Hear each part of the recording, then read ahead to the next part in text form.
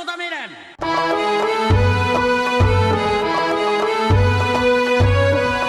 Assalamualaikum warahmatullahi wabarakatuh. Waalaikumsalam warahmatullahi wabarakatuh. Selamat berpuasa kepada kawan-kawan semua. Nah, setelah kita bisa jumpa lagi pada hari ini, dan kemudian yang lebih menyenangkan, kita punya satu orang teman lama dari beberapa orang kita yang sudah lama tak jumpa. Beliau adalah Yusnar Yusuf. Mungkin bagi orang lain, ya bagi banyak orang sudah tahu siapa dia. Tapi mungkin ada juga belum tahu. Apalagi macam aku nih yang sudah berangkat dari Medan, udah nggak tahu Yusnar ini. Mungkin satu saat kita pernah berserobok di jalan, ketemu ngobrol tapi lupa. Yusnar bukan lebih dikenal ya, artinya satu prestasi dia sebagai kori internasional itu lebih gampang kalau ngomong itu langsung oh Yusnar itu gitu ya. Nah, Yusnar juga ini temanku sebenarnya, temanku SMP dulu di SMP 6 Medan. Kemudian karirnya aku pantau ya, dia rajin sekolah lah sampai terakhir jadi PhD. Tapi mungkin secara detail bisa dijelaskan sendiri aja sedikit biar orang dapat gambaran. Terutama orang kepingin tahu juga Yusnar ini kalau kita lihat wajahnya karena pakai peci sebenarnya sama yang bandel lima awak ya kan. Oh bisa jadi gitu loh. Yang menandai orang terhadap Yusnar nih adalah pecinya.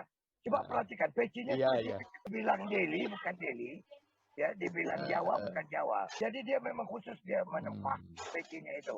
Itu ada makil. Fashion Yusnar namanya tuh. Gini ya. Dulu kan kita berpikir begini ya.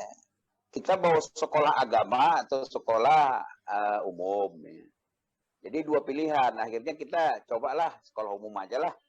Sebab kalau sekolah umum mudah dapat kerja kan itu dia. Dulu menjadi ustadz ini kan paling hebat naik Vespa kan gitu ya kan.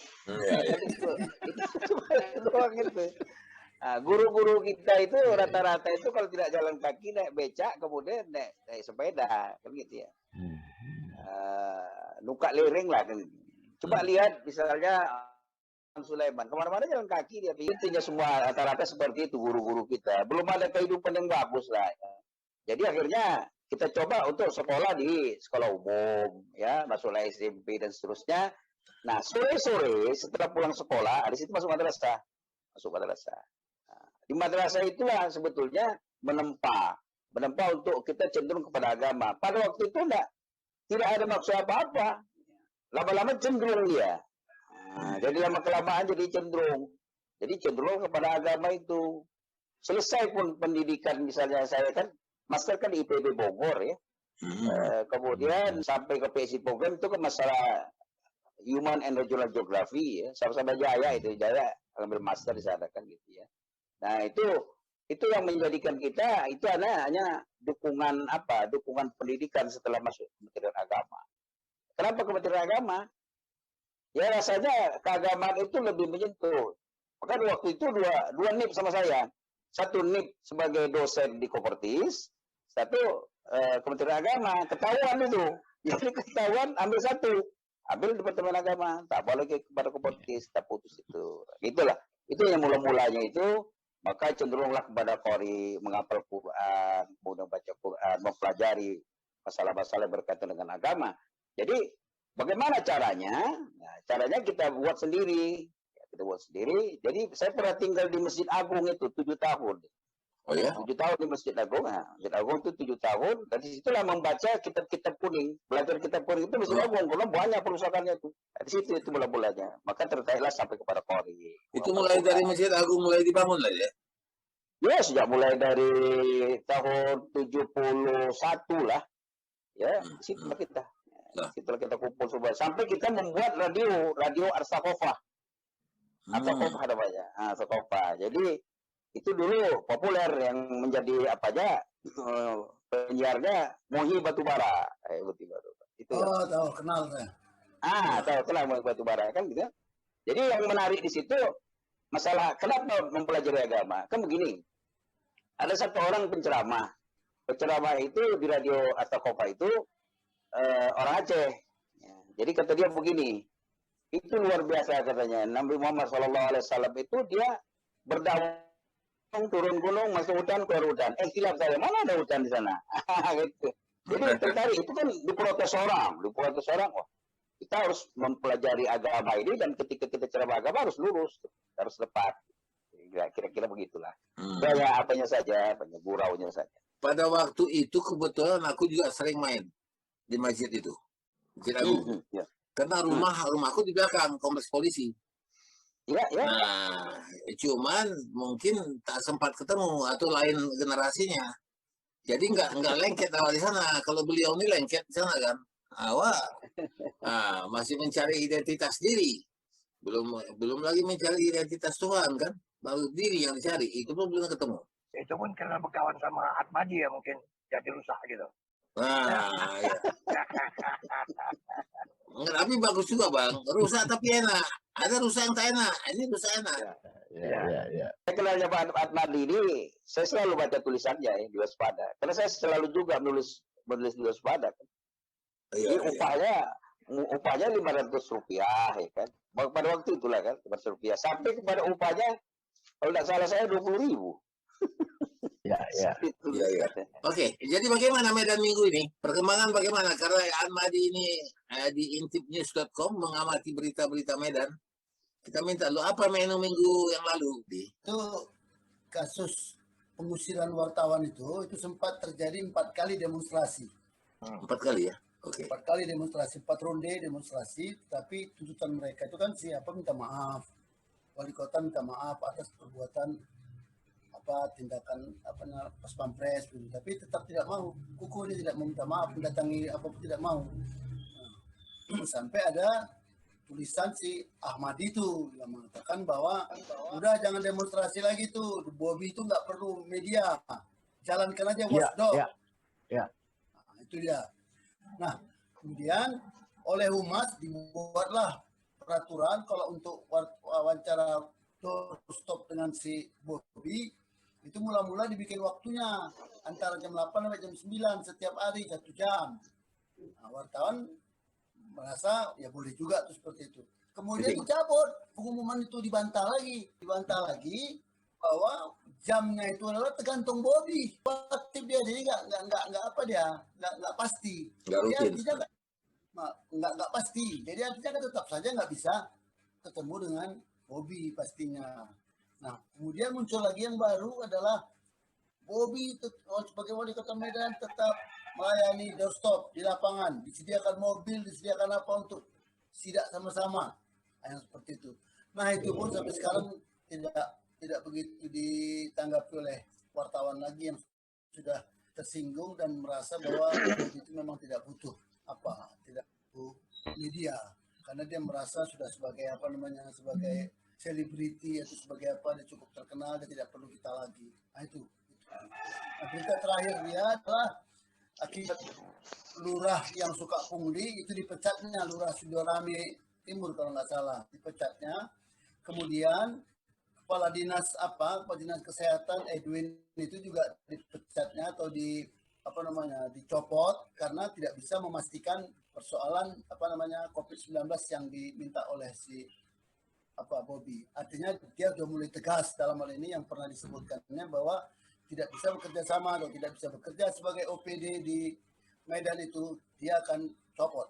Nah sekarang barulah itu dibuktikannya, sekarang itu dicopot. Tadi, cuman kalau kau bilang pun tadi tegasnya wali kota di dalam pencopotan para ini ya,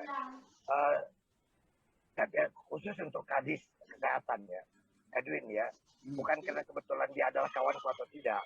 Tapi kan kita lihat dari perkembangan perjalanannya, pencopotan itu kan disebabkan oleh karena dianggap Kadis lamban dalam penanganan COVID.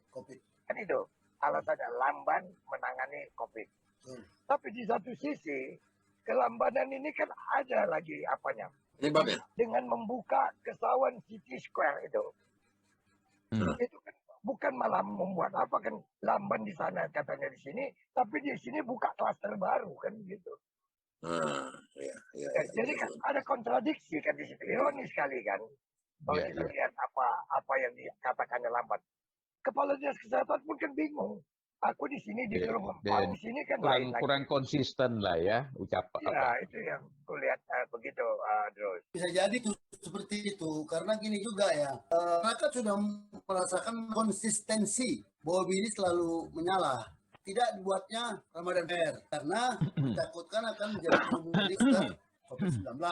Tetapi dibukanya KCW, pesawat City Ya, Walk, ya kan, dibuka bebas. Nah akhirnya rame, ribut, gubernur pun marah, kan gitu.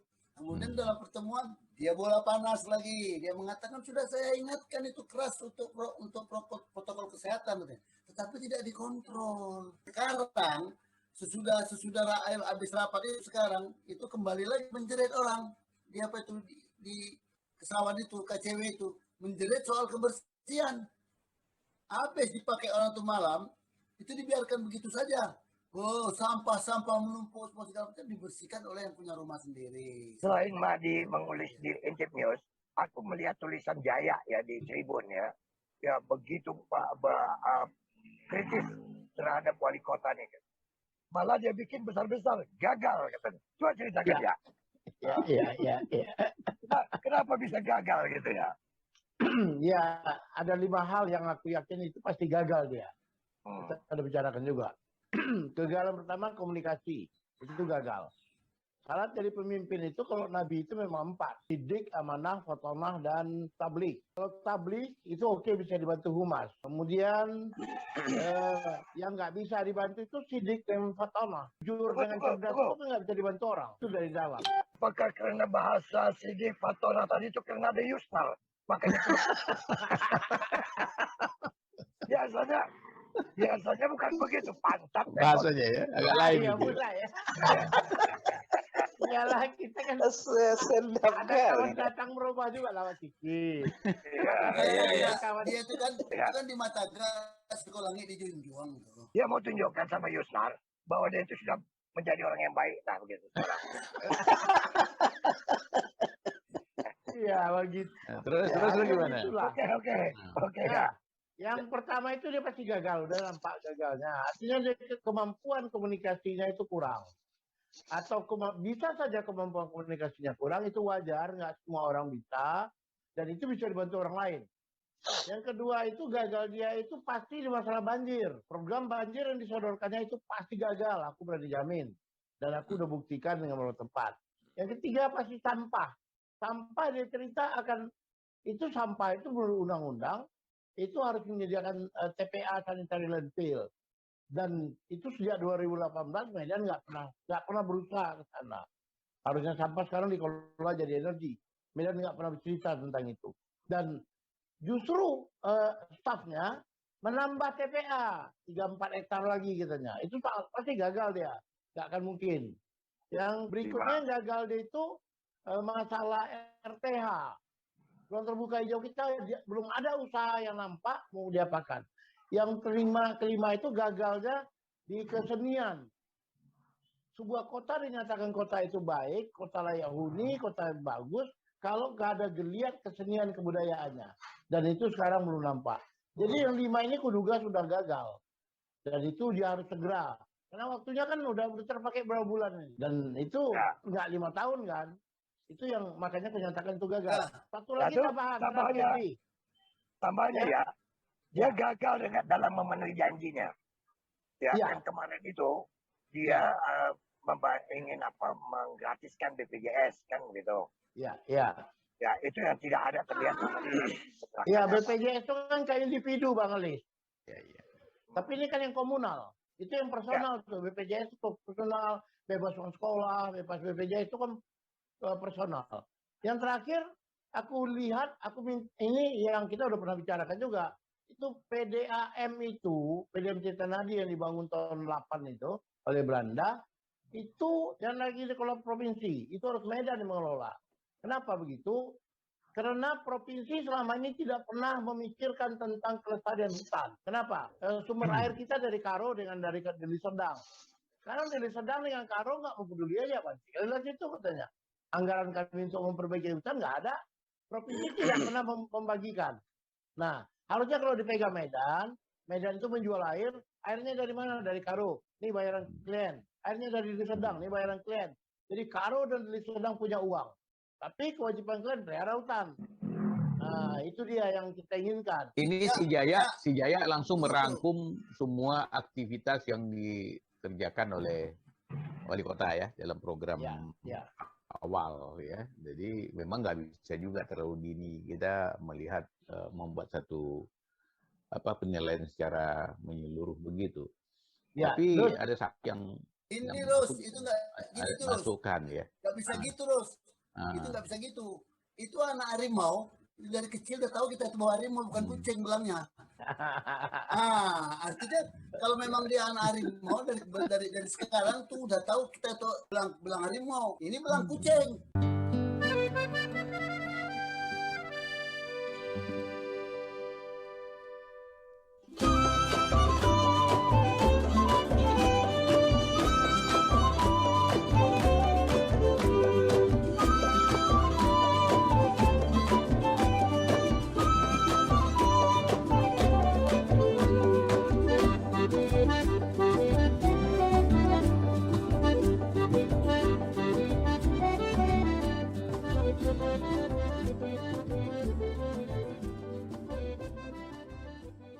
Horas Kota Medan.